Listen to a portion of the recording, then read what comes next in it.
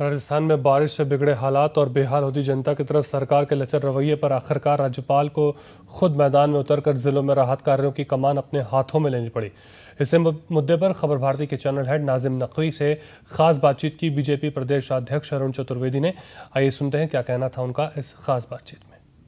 हमारे साथ भारतीय जनता पार्टी के प्रदेश अध्यक्ष अरुण चतुर्वेदी जी हमारे साथ आज मौजूद हैं। हम उनसे बात करेंगे, उनसे बहुत कुछ जानने की कोशिश करेंगे। अरुण जी, स्वागत है आपका खबर भारती में। सबसे पहला जो सवाल है अरुण जी वो ये कि अभी जो जिस तरीके से आपने जाहिर सी बात है कि बयान दिया और आप काफ़ी चर्चा में रहे उसको लेके कि राज्यपाल महोदय ने सीधे कलेक्टर से बात की, तो किस तरीके से इसको आपने उठाया और उसकी क्या प्रतिक्रिया मिल रही है? मुख्यमंत्री जी और सरकार का प्रशासन पूरे इस जयपुर प्रांत की राजधानी होने के बाद भी कोई ज़मीन पर नहीं था। दोपहर तक मुझे ध्यान है कि मैं पूरे क्षेत्रों में घूम रहा था, कहीं कोई प्रशासन का एक नीचे से नीचे गिरदावर या कोई कहें वो तक नहीं था वहाँ पे। राज्यपाल महोदय ने 23-24 को शायद इससे जयपुर के इन क्षेत्रों का दौरा किया और दौरा करने के बाद जो स्थिति थी उसके ऊपर उन्होंने दुख प्रकट किया और जो कमेंट्स किए वो भी बड़े हार्श कमेंट थे। उन्होंने सीधे राज्यपाल महोदय ने अपने जिला कलेक्टर से सीधी रिपोर्ट मंगाई। ये अनप्रेसिडेंटेड घटना है। सामान्य रूप से केवल राष्ट्रपति शासन जब होता है तब राज्यपाल जिलाधीश सीधे रिपोर्ट करते हैं राज्यपाल को, अन्यथा सीधे नहीं। अरुण जी, जब इस तरह की बात आपने की और मीडिया चैनल्स के ऊपर ये बात आई तो सरकार की तरफ से कोई रिएक्शन आया? नहीं, अभी तक मेरी जानकारी में कोई रिएक्शन नहीं है। रिएक्शन करने का उनके पास स्कोप भी नहीं है। केवल अपने को बचाने के लिए अलग अलग बातें वो लगातार पिछले कुछ दिनों से बोल रहे हैं। होना चाहिए था मुख्यमंत्री जी जाते और अब भी जब जानकारी आ गई उसके बाद भी अगर सहायता के लिए खड़े होते तो बात नहीं थी। मैं केवल राज्यपाल महोदय का इस बात के लिए साधुवाद दूंगा कि उन्होंने इनिशिएट लिया और संवैधानिक पद पर बैठा व्यक्ति तो जनता के दुख में साथ खड़ा है, लेकिन जनतांत्रिक पद पर जो व्यक्ति बैठा हुआ है वो गायब है, इनविजिबल है। इस शिथिलता के पीछे वजह क्या देख रहे हैं?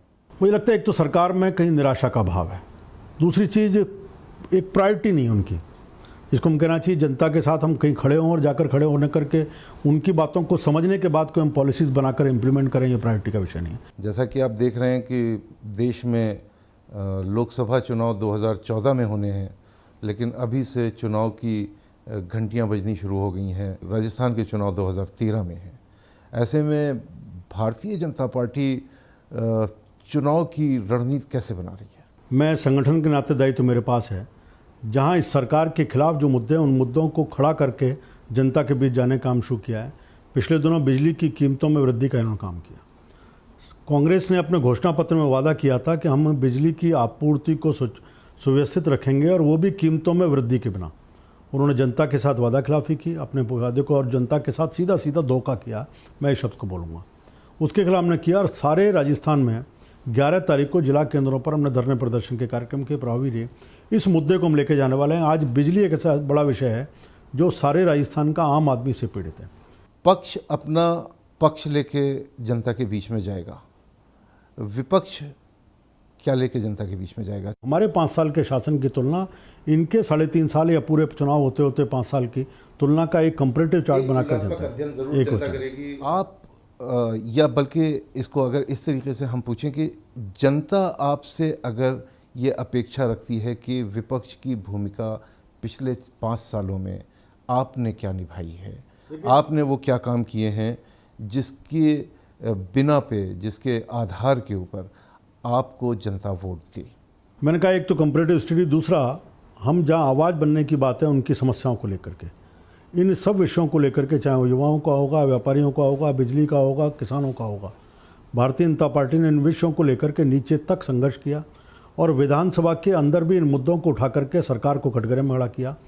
इन 4 अब तक जो सत्र हुए हैं उनमें केवल 2 बार को छोड़ करके बार बार सरकार को भाग के जाना पड़ा और सदन को समय से पहले सैनिटाइज इनको क्लोज करना। तो अगर आप विवश करते हैं सरकार को और सरकार अगर विवश नहीं हो रही है तो कहीं ना कहीं आपकी कमियां नहीं है? नहीं, हमारी कमी नहीं। हमारा काम उन विषयों को पहुंचाना है और इसलिए लोकतंत्र में हर 5 साल में चुनाव जो होते हैं उस समय इन सब विषयों की तुलना जनता करती है और जनता इसके आधार पर अपने मत दे करके जिसको चाहती है उसको सरकार में बैठे। यानी कि आप मानते हैं कि जनता हर चीज़ को समझती है। अरुण जी, दिक्कतें कहाँ हैं अगर पार्टी के स्तर के ऊपर पूछा जाए आपसे? जाहिर सी बात है कि हर दल दिक्कतों का सामना करता है, आपकी दिक्कतें अगर पूछा जाए तो क्या हैं? राजस्थान में अभी दिक्कत नाम की चीज़ नहीं।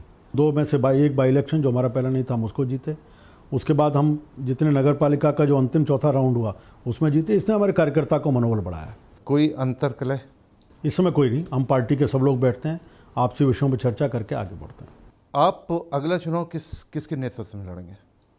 ये विषय अभी तय नहीं है, जब भी तय होगा जनता के बीच में आ जाएगा। पीछे देखा जाए तो जिस तरीके से बहुत से आपके वरिष्ठ नेता जो आहत हैं, एक तरीके से वो हाशिए पे पड़े हुए हैं, ऐसे में क्या आपको नहीं लगता कि संगठन जो है वो आप उससे आपकी अपेक्षाएं जो हैं वो कुछ ज़्यादा हैं और आप उनको पूरा नहीं कर पा रहे हैं? सौभाग्य से राजस्थान वो राज्य है जहां 1952 से जनसंघ से लेकर अब तक हमारा काम है और नीचे तक काम पहुंचा है।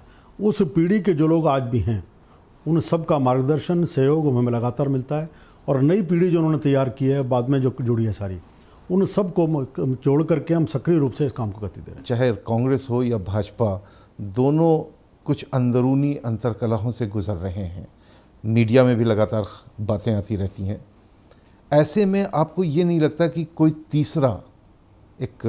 तीसरी शक्ति बने? और अगर मैं इशारा करूं तो किरोड़ी लाल मीणा जी हैं जो आपके ही संगठन से आते हैं, आपकी ही पार्टी से आते हैं और आज आपके खिलाफ खड़े हुए हैं। कि मुद्दों के ऊपर मतभेद हमारे हो सकते हैं, मनभेद नहीं होते, और मतभेदों को आपस में बैठ करके हम एक रास्ता निकालते हैं और उसके आगे बढ़ते हैं। दूसरी बात आपने की तीसरे फ्रंट की, अभी मुझे राजस्थान में कोई तीसरा मोर्चा या कोई ऐसा तीसरा फ्रंट बनेगा इसकी मुझे आशा नहीं लगती। बहुत बहुत शुक्रिया। तो ये थे अरुण जी, जिनका कहना है कि नेतृत्व के बारे में अभी कुछ तय नहीं हुआ है, हाईकमान और आला पार्टी के नेता इस बारे में फैसला करेंगे। जिस तरीके से आगे के चुनाव आ रहे हैं उसमें भारतीय जनता पार्टी किस तरीके से सामने आएगी ये भविष्य में देखने वाली बात है, लेकिन अरुण जी आशावान हैं। बहुत बहुत